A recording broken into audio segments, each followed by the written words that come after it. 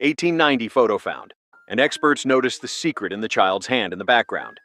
The afternoon light filtered through the tall windows of the Charleston Historical Society's archive room, casting long shadows across rows of leather-bound ledgers and acid-free boxes. Sarah Mitchell, a 34-year-old archivist with 7 years of experience cataloging Southern history, carefully lifted another photograph from the collection donated by the estate of the late Elizabeth Hartwell. The box had arrived 3 weeks ago, filled with glass plate negatives, tintypes, and albumin prints spanning from 1870 to 1920. She placed the photograph on the light table, her trained eyes immediately drawn to its composition. The image showed a prosperous white family posed in front of an impressive 3-story mansion with towering columns and ornate balconies. The house was typical of Charleston's antebellum architecture, though the clothing suggested the photograph was taken around 1890, well after the Civil War had ended. A stern-looking man in his 50s stood at the center, his hand resting on an ornate chair. Beside him, a woman in an elaborate dark dress with leg-of-mutton sleeves held a parasol. 3 children in their Sunday finest stood arranged before them, 2 girls and a boy, their faces serious as the long exposure time required. Sarah made notes in her database. Family portrait, circa 1890, unidentified subjects, Charleston residence, excellent condition. She was about to move on when something caught her eye. In the background, just visible beyond the mansion's corner, there were blurred shapes that might have been other figures. The photograph's age and the limitations of 1890's camera technology made it difficult to discern details in areas not specifically focused by the photographer. She reached for her digital scanner, a state-of-the-art device the Society had acquired the previous year specifically for preserving and examining historical photographs. As the machine hummed to life, Sarah carefully positioned the image. Within minutes, the photograph appeared on her computer screen in high resolution. She zoomed in on the background, adjusting the contrast and brightness.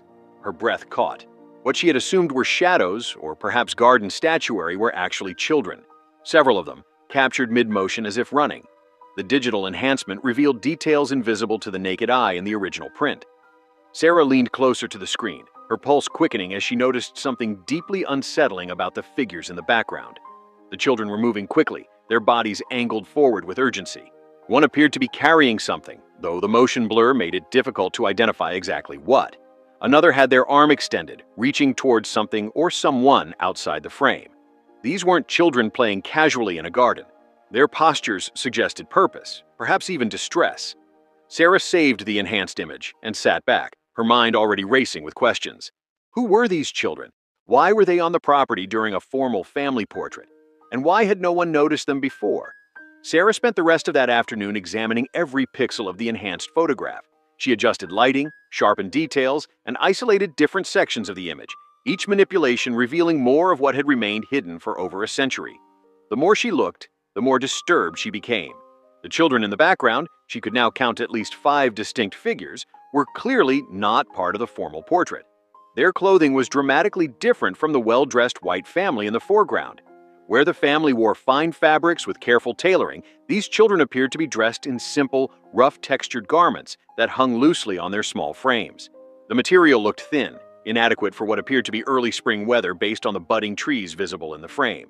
But what truly stopped Sarah's breath was the realization that became undeniable as she enhanced the image further. These children were black.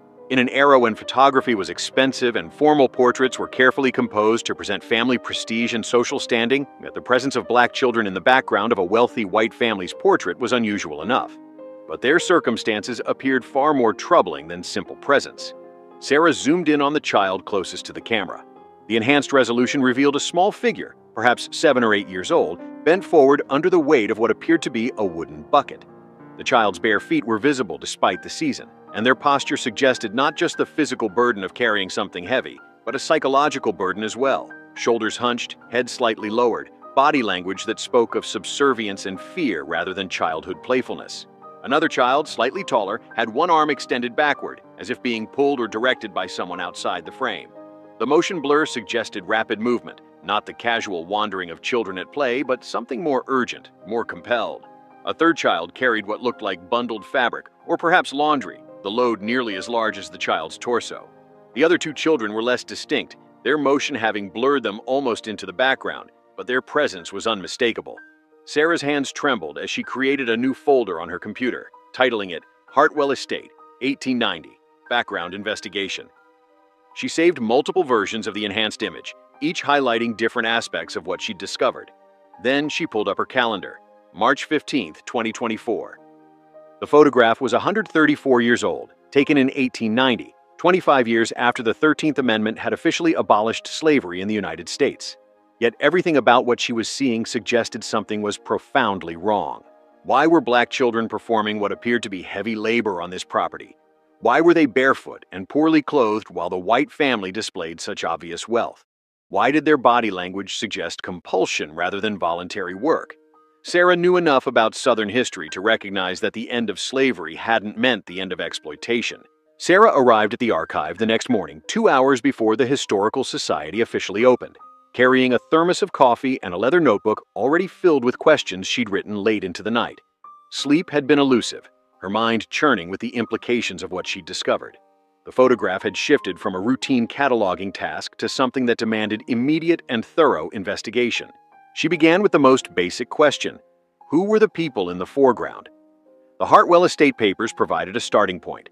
Elizabeth Hartwell, who had died at 96 just 3 months earlier, had been Charleston's oldest resident and the last living descendant of one of the city's most prominent post-Civil War families. The Hartwells had owned rice plantations before the war, their wealth built on the labor of enslaved people. After emancipation, they had transitioned into textile manufacturing and real estate, maintaining their social position and financial power through the turbulent Reconstruction era and beyond.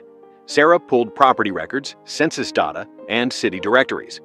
The mansion in the photograph, she recognized it now from descriptions in Elizabeth's donation papers, had been the family's primary residence from 1867 until it was sold in 1952. The building still stood, converted into a boutique hotel in the historic district, its antebellum grandeur carefully preserved for tourists seeking authentic Southern atmosphere.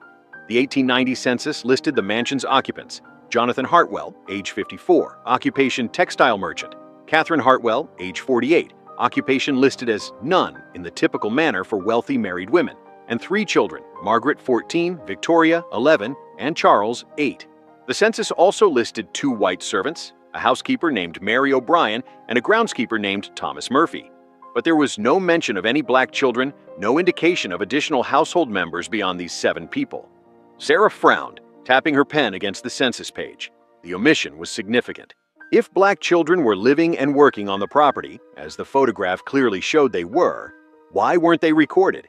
Census takers in 1890 were supposed to document everyone residing at a location, including servants and laborers. The deliberate exclusion suggested these children existed in a legal gray area, their presence either hidden or considered so insignificant that it didn't merit official documentation. She moved to newspaper archives, searching for any mention of the Hartwell family around the late 1880s and early 1890s. The Charleston Daily Courier and other period newspapers yielded dozens of results. Society pages described Catherine Hartwell's involvement in various charitable organizations, her hosting of tea parties, and church fundraisers. Jonathan Hartwell appeared in business sections, his textile company praised for employing reliable labor and contributing to Charleston's economic recovery from the war's devastation. One article from April 1891 particularly caught Sarah's attention. It described Catherine Hartwell's work with something called the Charleston Christian Women's Aid Society and praised the family's generous participation in providing guidance and moral instruction to less fortunate souls through practical education and Christian oversight. The phrase practical education echoed in Sarah's mind as she dug deeper into Charleston's post-war history. She'd studied enough 19th century documents to recognize euphemistic language when she saw it. Pleasant-sounding phrases often masked brutal realities, especially when it came to race relations in the South. Practical education could mean genuine vocational training, but given the context and the evidence in that photograph, Sarah suspected something far darker. She spent the next week immersed in archives, pulling everything related to labor practices in South Carolina during the 1880s and 1890s. What emerged was a systematic picture of exploitation designed to replicate slavery's control over black labor, while technically complying with the 13th Amendment. Convict leasing programs funneled black men into brutal forced labor for minor infractions. Sharecropping trapped entire families in cycles of debt. And, perhaps most insidiously, apprenticeship laws allowed white families to claim custody of black children, binding them to years of unpaid labor under the pretense of education and care. Sarah found legislative records from 1865, passed immediately after the war as part of South Carolina's Black Codes. The apprenticeship law stated that black children whose parents were deemed vagrant, unable to provide adequate support, or simply dead, could be bound to white masters for terms lasting until age 21 for boys and 18 for girls. The children would receive room, board, and instruction in useful trades, but no wages. Running away was punishable by law. Physical punishment was explicitly permitted. And crucially, the law gave white families nearly unchecked authority over these children's lives. It was slavery with a different name, slavery disguised as charity, and it was entirely legal. Sarah's hands shook as she photographed page after page of these laws. She then turned to correspondence collections, searching for personal documents that might reveal how Charleston's elite families actually implemented these policies. In the papers of various prominent white families, she found letters discussing the apprenticeship system with disturbing casualness. One collection yielded correspondence between Charleston women involved in church charitable work, dated between 1889 and 1892. Sarah's breath caught when she found several letters that mentioned Catherine Hartwell by name. A letter from a woman named Dorothy Preston, dated October 1890, just months after the photograph was likely taken, contained this passage. I called upon Catherine yesterday and found her in good spirits despite the burden she has taken upon herself. She now has 5 children in her care through the apprenticeship program, in addition to her own household. I confess the arrangement troubles me, though Catherine insists it is God's work. The children are so very young, and I witnessed them performing tasks that seemed quite strenuous for their small frames. Catherine assures me they are learning valuable skills and are far better off than they would be in the poverty and moral degradation of the freedmen's settlements. 5 children. The same number Sarah had identified in the photograph. Sarah knew she needed expert consultation to fully understand what she'd uncovered. She reached out to Dr. Marcus Freeman, a historian at the College of Charleston, whose research focused on African American life in South Carolina during Reconstruction and the Jim Crow era. Dr. Freeman had published extensively on labor systems that had emerged after slavery's abolition, and his work had challenged many comfortable narratives about the post-Civil War South. They met 3 days later at a quiet coffee shop near the college campus. Sarah brought her laptop, the enhanced photograph already loaded and ready to display. Dr. Freeman, a tall man in his early 60s with close-cropped gray hair and wire-rimmed glasses, listened intently as she explained her discovery and the research she'd conducted so far. When she showed him the enhanced image, zooming in on the 5 children in the background, his expression hardened. He studied the photograph in silence for what felt like a long time, his jaw tight, his eyes moving from one child to another. Finally, he sat back and removed his glasses, pinching the bridge of his nose. "How many?" he asked quietly. "5 that I can identify clearly. There might be others outside the frame or too blurred to distinguish." Dr. Freeman nodded slowly, his gaze returning to the screen. Apprenticeship system. I've documented hundreds of these cases over the years, but finding photographic evidence is extraordinarily rare. Most families were careful not to include these children in formal portraits. Either the photographer was careless, or the family didn't realize they'd been captured in the background. Either way, this is an important historical document. The Hartwell family correspondence refers to taking children in as charity work, Sarah said, unable to keep the bitterness from her voice. Catherine Hartwell wrote letters defending her participation in what she called the Orphan Apprenticeship Initiative. She framed it as Christian duty, saving children from destitution. "That's the standard rhetoric," Dr. Freeman replied, his tone weary. White Southerners couldn't openly advocate for slavery after 1865, so they reframed forced labor as benevolence. They convinced themselves, and tried to convince Northern observers, that they were helping black children by providing structure, moral guidance, and practical training. The reality was unpaid labor, often brutal conditions, and complete legal control over these children's lives until adulthood. He zoomed in on one of the children carrying the heavy bucket. "Look at this child's posture, the way their shoulders are hunched, how their body is bent under the weight. That's the posture of someone accustomed to carrying heavy loads regularly. These children weren't receiving education in any meaningful sense. They were performing the same domestic and agricultural labor that enslaved children had performed before emancipation." Sarah felt anger rising in her chest, hot and righteous. "How do I find out who they were? The census doesn't list them. The Hartwell family papers don't name them individually. It's like they were deliberately erased from the record." Dr. Freeman leaned forward, his expression shifting from academic analysis to something more personal and determined. Dr. Freeman provided Sarah with a research roadmap that would consume the next several weeks of her life. Church records, he explained, sometimes contained information about black children that civil records omitted. Freedmen's Bureau documents from the immediate post-war period occasionally tracked children who later entered apprenticeship arrangements. And crucially, county court records would contain the actual legal bindings, the paperwork that transferred custody of black children to white families. Sarah began with the Charleston County Court Archives, housed in a climate-controlled basement beneath the current courthouse. The apprenticeship bindings were kept in large leather ledgers, their pages brittle with age and filled with cramped 19th-century handwriting. She requested the volumes covering 1885 to 1895, knowing from the photograph's date and Catherine Hartwell's correspondence that this decade would be most relevant. The ledgers arrived on a cart, and Sarah carefully opened the first volume. Page after page documented the transfer of black children to white families. Each entry followed a standard format. The child's name, approximate age, often listed as about 7 years or approximately 10 years, suggesting these children's birth dates weren't considered important enough to record precisely.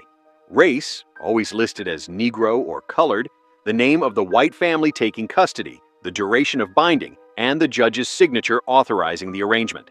Sarah's hands trembled as she turned the pages. The sheer number of entries was overwhelming. Hundreds of children, stolen from their families or orphaned by poverty and disease, then legally bound to white families for years of unpaid labor. Each entry represented a childhood stolen, a family torn apart, a life reduced to a single line of text in a bureaucratic ledger. And then she found them. March 12, 1888. Negro child Samuel, age approximately 7 years, son of Ruth Johnson, deceased father, bound to Jonathan Hartwell of Charleston for instruction in agricultural and domestic labor until age 21. Mother claimed unable to provide adequate support. May 3, 1886. Negro child Rebecca, age approximately 9 years, orphan, bound to Jonathan and Catherine Hartwell for instruction in domestic service until age 18. On August 17, 1889. Negro child Thomas, age approximately 6 years, parents unknown, bound to Jonathan Hartwell for general labor and instruction until age 21. April 22, 1887. Negro child Eliza, age approximately 8 years, daughter of Martha Williams, bound to Catherine Hartwell for instruction in domestic arts until age 18. Mother incarcerated for vagrancy. November 8, 1885. Negro child Moses, age approximately 10 years, son of Jacob and Sarah Turner, whereabouts unknown, bound to Jonathan Hartwell for agricultural labor and instruction until age 21. 5 children. 5 names that matched the 5 figures Sarah had identified in the photograph. Samuel, Rebecca, Thomas, Eliza, and Moses. Children who had been invisible in the census, unnamed in the family papers, but who had existed nonetheless. Their legal enslavement documented in these cold, bureaucratic entries. Sarah photographed each page with shaking hands, tears blurring her vision. These weren't just historical subjects anymore. They were real children with names and families, children who had been legally stolen and whose suffering had been sanctioned by the state. Sarah knew that finding the children's names was only the beginning. The deeper question remained. What had happened to them? Had they survived their apprenticeships? Had they ever been reunited with their families? Did they have descendants who might still be living in Charleston, unaware that evidence of their ancestors' existence had just been discovered? Dr. Freeman connected her with Patricia Washington, a 67-year-old genealogist who had spent the past 3 decades tracing black family lines in South Carolina. Patricia's work had helped hundreds of African Americans connect with ancestors whose histories had been fragmented by slavery, migration, and deliberate record destruction. She had developed methods for finding family connections, even when official documents were sparse or missing entirely. They met at the Avery Research Center for African American History and Culture, a repository dedicated to preserving Low-Country Black history. Patricia arrived carrying a worn leather folder that Sarah would later learn contained decades of accumulated research. Family trees, photographs, oral histories, and handwritten notes documenting connections that existed in memory even when they'd been erased from official records.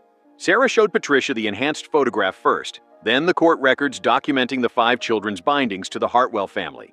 Patricia studied both in silence, her expression unreadable, but her hands gripping the edge of the table with barely controlled emotion. "My great-great-grandmother told stories," Patricia said finally, her voice quiet but steady. "She was born in 1875, lived until 1958. When I was a child, she would tell me about the time after freedom, how white people found ways to take it back piece by piece. She said children were taken from their families, that white folks would go to black neighborhoods with sheriffs and judges and just take children, claiming they were orphans or that their parents couldn't care for them. She said her family lost someone that way." "Do you know who?" Sarah asked gently. Patricia opened her folder, pulling out a hand-drawn family tree that appeared to have been created over many years, with additions and corrections in different inks and different handwriting. She pointed to a name written in faded pencil: Samuel Johnson, born approximately 1881, noted as taken 1888, never returned. Sarah felt her breath catch. Samuel Johnson. Patricia, I found him in the court records. He was bound to the Hartwell family in March 1888 when he was 7 years old. His mother was Ruth Johnson, and the ledger says his father was deceased. Patricia's eyes filled with tears, but she didn't look away from the document. Ruth Johnson was my great-great-great-grandmother. She had 3 children. Samuel was the oldest. After his father died of pneumonia in 1886, Ruth tried to support the family by working in a laundry. But a white family came with a sheriff in 1888 and took Samuel. They said she couldn't provide for him, that he needed proper guidance and education. She tried everything to get him back. Went to the courthouse, went to churches, begged anyone who would listen. But she had no money, no legal standing. She was a black woman in 1888 Charleston. Her rights weren't worth the paper they might have been written on. Over the following weeks, Sarah and Patricia worked together nearly every day, combining archival research with genealogical investigation. Patricia brought in other family members and community historians, people who had been collecting fragments of post-emancipation history for years, often against institutional indifference or active resistance. What emerged was a comprehensive picture of a systematic exploitation network that had operated openly in Charleston for decades. The court records revealed that the Hartwell family's involvement in the apprenticeship system was even more extensive than Sarah had initially discovered. Between 1885 and 1898, Jonathan and Catherine Hartwell had taken legal custody of at least 11 black children through apprenticeship bindings. Some children appeared in the records for only a few years before disappearing. Whether through death, escape, or informal release was impossible to determine. Others seem to have remained on the Hartwell estate for over a decade, well past the ages when their bindings should legally have ended. Dr. Freeman helped contextualize these findings within the broader patterns of Southern labor exploitation. What you're documenting with the Hartwell family wasn't unusual, he explained during one research session. It was standard practice among the white elite. They needed labor for their households, their businesses, their agricultural operations. Slavery had ended, but they refused to accept a world where they had to pay black workers fair wages or treat them as equals. So they developed legal mechanisms to maintain control: convict leasing for adult men, debt peonage for sharecroppers, and apprenticeship for children. The genius of it, from their perspective, he continued, his voice heavy with bitter irony, was that these systems could be defended as legitimate, even benevolent. Convicts deserved punishment, sharecroppers had voluntarily agreed to their contracts, and apprenticed children were receiving education and moral guidance. The rhetoric of civilization, Christianity, and uplift disguised what was fundamentally forced labor. Sarah pulled additional photographs from the Hartwell estate collection, examining them with new understanding. An 1892 image of a family gathering showed blurred figures in the background near the kitchen entrance. Figures she now recognized as likely being the apprenticed children, kept separate from the white family's social events, but present to serve. An 1895 photograph of the mansion's elaborate garden featured 2 young black men, teenagers or perhaps in their early 20s, standing stiffly at the edge of the frame. Their ages would be consistent with Samuel and Thomas if they had survived into adolescence. They kept them, Patricia said quietly when Sarah showed her these images. Even after the legal bindings should have ended, they kept them. How do you leave when you have nowhere to go? No money, no legal documentation of your freedom. These children grew up on that estate, probably knew nothing else. The Hartwells had complete control. Sarah found evidence supporting this in the Hartwell family's business records. Account ledgers from the textile company, housed in a separate collection, included entries for training expenses, housing costs, and clothing provisions for unnamed apprentices and household workers. But these expenses were then recorded as debts that the workers supposedly owed, amounts that grew with interest year after year. It was identical to the debt peonage systems used to trap adult black workers throughout the South. 4 months after Sarah had first discovered the photograph, she organized a community presentation at the Avery Research Center. News of her research had spread through Charleston's black community, passed along through churches, family networks, and word of mouth. Many people had heard stories about ancestors who had disappeared into apprenticeship arrangements after emancipation, stories that had been dismissed by white historians as exaggeration or folklore, but were now being validated by documentary evidence. The presentation room filled beyond capacity. Folding chairs were brought in to accommodate the overflow, and still people stood along the walls and in the doorway.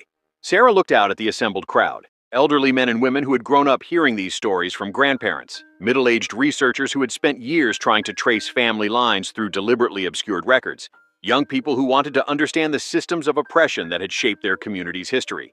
Sarah stood before the group, her laptop connected to a large screen displaying the enhanced 1890 photograph. She felt the weight of responsibility settling on her shoulders. These weren't abstract historical subjects. They were someone's great-great-grandfather, someone's stolen uncle, someone's disappeared sister. The people in this room had personal stakes in this history. This photograph was taken in 1890 in front of the Hartwell family mansion on Meeting Street, Sarah began, her voice steady despite her nervousness. For 134 years, it appeared to be nothing more than a formal portrait of a wealthy white family. But modern digital enhancement technology has revealed what was hidden in the background. 5 black children who were being held by the Hartwell family under Charleston's apprenticeship system, a legal mechanism that allowed white families to essentially re-enslave black children for decades after the Civil War had officially ended slavery. She walked through her research methodically, showing the court records that documented each child's binding, the family correspondence that revealed Catherine Hartwell's justifications, the legislative history that explained how these arrangements were made legal. She displayed the genealogical research that Patricia had compiled, showing how some of these children connected to families represented in the room. We've been able to identify 5 children in this photograph by name, Sarah continued, advancing to a slide that listed them. Samuel Johnson, approximately 7 years old, bound in 1888. Rebecca, approximately 9 years old, bound in 1886. We haven't yet located her family name. Thomas, approximately 6 years old, bound in 1889. Eliza Williams, approximately 8 years old, bound in 1887. And Moses Turner, approximately 10 years old, bound in 1885. An elderly man in the third row raised a trembling hand. His voice shook when he spoke. My grandmother's name was Clara Turner. She told me about her uncle Moses, who was taken when she was just a baby. She said he used to sing all the time, that he had the most beautiful voice, and one day men came with papers and took him away. Her mother, that would be Moses's mother, Sarah Turner, spent years trying to find him, but he was just gone. The family never knew what happened to him. Sarah felt tears prick her eyes. The community presentation became a catalyst for wider recognition of Charleston's post-emancipation labor practices. Local newspapers picked up the story, running features about Sarah's discovery and the system it exposed. The photograph appeared in article after article, its hidden children finally visible to the public eye. Regional television stations requested interviews. Within weeks, the story had attracted national attention from historians, journalists, and descendants of families affected by similar systems throughout the South. Sarah found herself at the center of something larger than she had anticipated. Researchers from other states reached out, sharing documentation of apprenticeship systems in their own regions: Georgia, North Carolina, Alabama, Mississippi. The patterns were remarkably similar. State laws passed immediately after emancipation, creating legal mechanisms to bind black children to white families, rhetoric about charity and Christian duty masking forced labor, and deliberate erasure of these children from official records. What had happened in Charleston was part of a regional, even national system of exploitation. The Charleston Historical Society worked with Sarah to create a dedicated exhibit documenting South Carolina's apprenticeship system. The 1890 photograph served as the centerpiece, but surrounding it were the court records, family testimonies, legislative documents, and personal correspondence that told the fuller story. The exhibit didn't shy away from difficult truths. It named the white families who had participated in the system, including the Hartwells, and it honored the black families who had fought against it, often at great personal risk and with no success. Patricia continued her genealogical research with renewed energy, now aided by other family historians and genealogists who had been energized by the photograph's revelations. Together, they worked to trace what had happened to the 5 children after their time on the Hartwell estate. The research was painstaking and often heartbreaking. Samuel Johnson appeared in a 1910 Charleston City directory, listed as a laborer living in a boarding house on the east side. He had survived his apprenticeship and lived into adulthood, though the circumstances of his release from the Hartwells remained unclear. Patricia's family confirmed through oral history that Samuel had eventually reconnected with his younger siblings in the early 1900s, though he rarely spoke about his years with the Hartwell family. He died in 1943 at approximately 62 years old. Rebecca's fate was more tragic. A death certificate from 1905, uncovered by another researcher, identified a Rebecca Johnson, no relation to Samuel despite the shared surname, who had died at age 28 from tuberculosis. The certificate listed her occupation as domestic servant and her residence as a rooming house near the Charleston docks. If this was the same Rebecca from the photograph, she had survived her apprenticeship but died young, likely weakened by years of hard labor in childhood and inadequate living conditions afterward. Thomas, Eliza, and Moses proved more difficult to trace. No clear records emerged documenting their lives after the Hartwell estate. They might have left Charleston, adopted different names, or simply existed in the vast population of Black Southerners whose lives weren't considered important enough to document thoroughly. Their absence from the historical record was its own form of violence, erasure compounding exploitation. The Hartwell Mansion, now operating as a boutique hotel called the Magnolia House, initially resisted acknowledging its history.